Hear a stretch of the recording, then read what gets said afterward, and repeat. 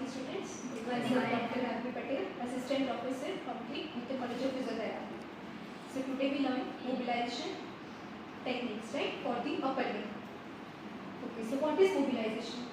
Mobilization is a manual therapy technique in which rhythmic oscillation is given to the joint, specific joint, to improve range of motion and to relieve the pain, right? Okay. So in mobilization we have two grading system. First is Maitland and second one is Hartendorf. So we see the Maitland grading, right? The Maitland grading system has 5 grades. First grade is small amplitude. Rhythmic oscillation is given at the beginning of the range, right, to improve the pain and the range of motion.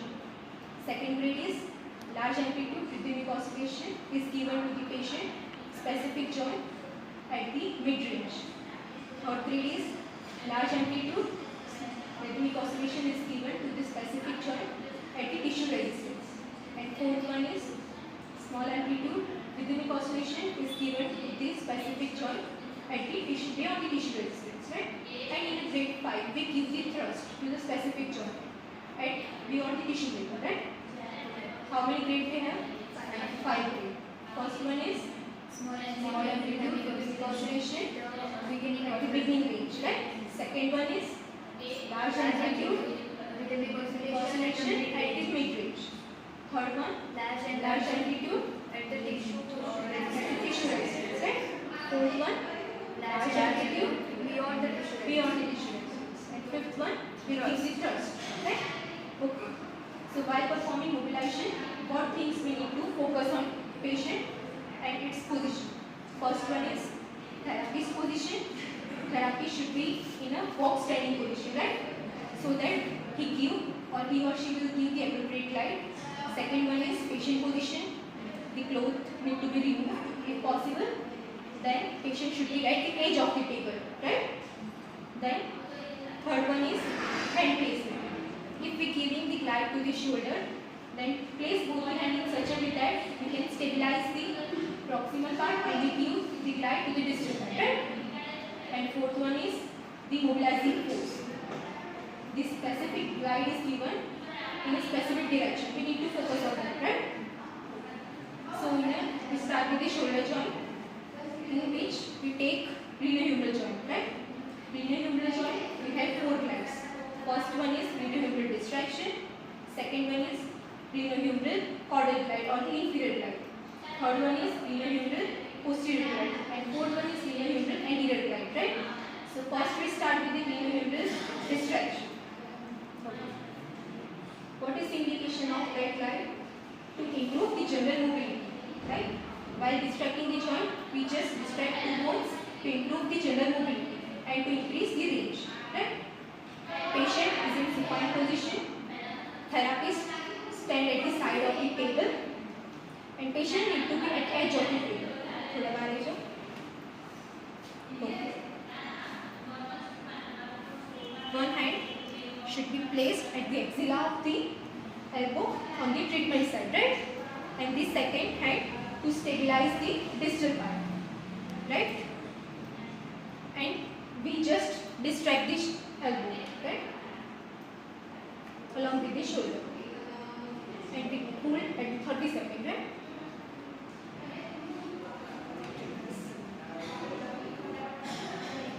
For this we need to make sure that the patient should be in a stable position. If patient is not stable, we can tie the mobilization belt at the chest level to make the patient comfortable, right? And to stabilize the patient. Second one is glenohumeral caudal glide. What is the indication of this glide? To improve the abduction at the shoulder level, right?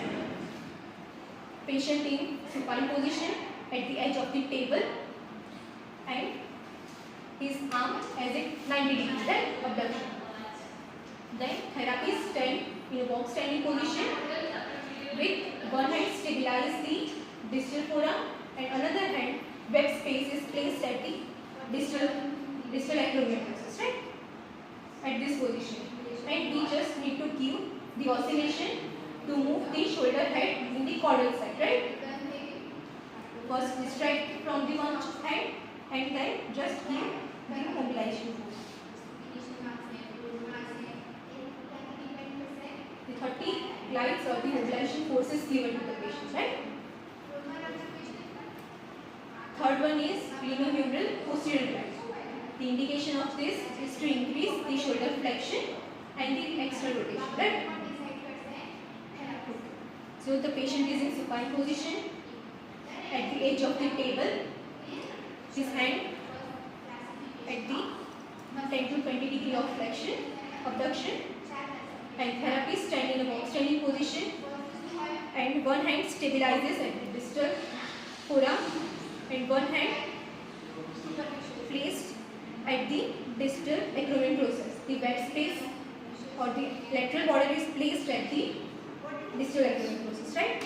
And we need to push the head of the humerus on the posterior side, right? Okay. First just distract the joint and then give the glide.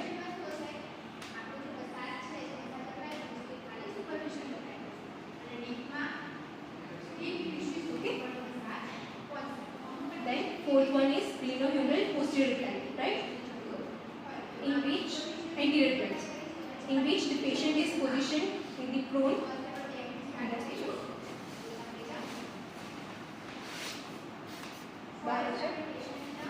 The patient is at the edge of the table.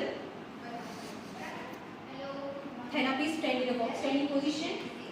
One hand stabilizes the distal forearm and another hand placed at the shoulder level, distal to the acromion process, right? And give the mobilization force anterior.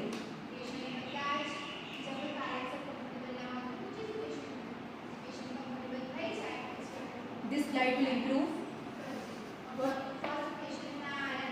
extension along with external rotation, right? Yes, that's it.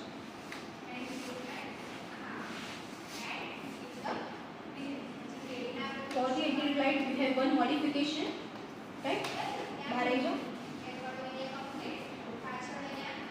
At the 90 degree, we can give the similar glide with the similar placement just to improve the horizontal adduction, right? In this position, we just distract the joint and give the glide in the posterior direction. So from that we can improve the horizontal adduction, right? What four glides we give? Caudal glide.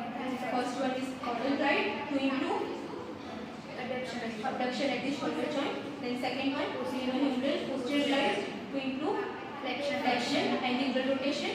Third one is glenohumeral anterior glide to improve extension and external rotation. And fourth one, glenohumeral distraction, right, for the general mobility and pain relief, right? So first what we see the glenohumeral glides, right? Now we move towards the acromioclavicular glide, right? Okay, so in acromioclavicular we have only one glide, that is anterior glide. Indication of that glide is to improve the general mobility at the acromioclavicular level, right? Patient position, patient must be sitting or in prone line, right?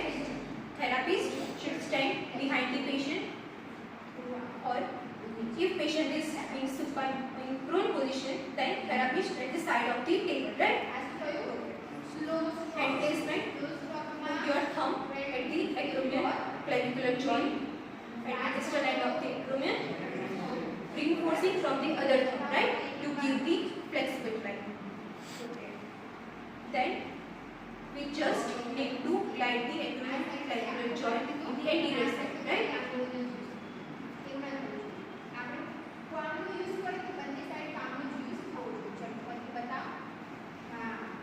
30 glides need to be given in this position, and then check for the mobility so that the acromioclavicular range of motion was increased, right? So previously we see two joints. First one is glenohumeral joint, second one is acromioclavicular joint. In glenohumeral we have four glides. Which one? Inferior, posterior glide, inferior, and just distraction. In acromioclavicular joint we have one glide. Which one? Anterior glide, right? To improve general mobility, right?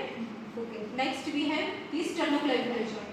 It has two glides, anterior glide and the posterior glide, right? Okay. supine position at the edge of the plane. Therapist stand at the side of the treatment joint, right? Then first we need to palpate the which joint? Sternoclavicular joint, right? Just palpate. Then place your thumb at the proximal side at the end of the clavicle and 2 fingers below that clavicle, right? In this position, right? Okay, clear? Then with the thumb you just give the posterior glide, and with the 2 fingers you just need to push the clavicle superiorly, right? This.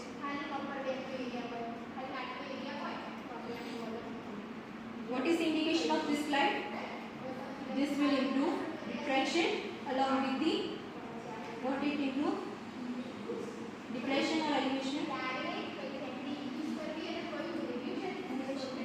Elevation, right? Shoulder elevation. Along with the retraction, right? Okay. Next one is posterior glide, right? Patient position in supine at the edge of the couch. Therapist stand at the side of the table on the treatment side, right? Okay. In this, we just need to palpate the clavicle. Right? Okay. Then hold the clavicle with your fingers in a hook position, right? With both the hands. One fingers should be at the upper side, superior side of the clavicle, and the thumb is in inferior side, right? Just hold and push the clavicle anteriorly, right? With the fingers. In this way. And anteriorly and in the caudal side, right? So, what is the indication of this glide? This will improve protraction of the shoulder and depression, right? What 2 glides we see? First is anterior, second one is posterior, right? Anterior will improve retraction and elevation, right? Then posterior glide.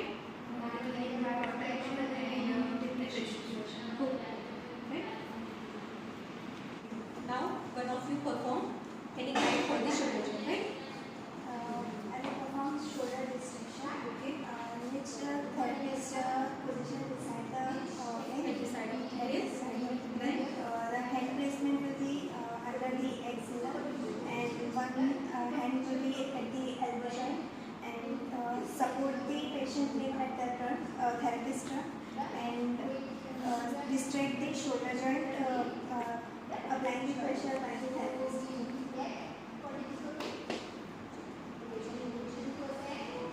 Apply the glide for the 30 seconds for 3 minutes. what is indication of this glide?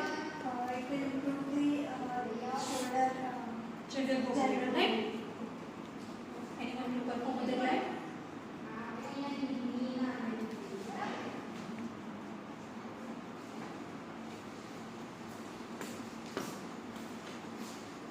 I will go from posterior glide.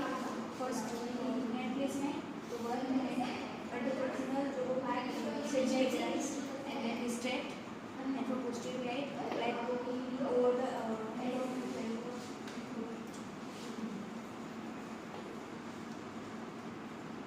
Perform 30 glides with the position. What is the indication of this glide? Mobility and To improve the flexion along with the internal rotation of the shoulder, right? What precautions we need to focus while giving the glide? if patient have a recent accident or any fracture, or Then that should be contraindicated, right? We cannot give immediately after any surgery or any injury, right? That would be considered contraindicated. Then other precautions, bone disease, any tumor, that would be also considered in the contraindication. Are there any contraindications? Yes. Any diseases that will affect the person, right? What general principles we need to focus while giving mobilization? therapist position. Therapist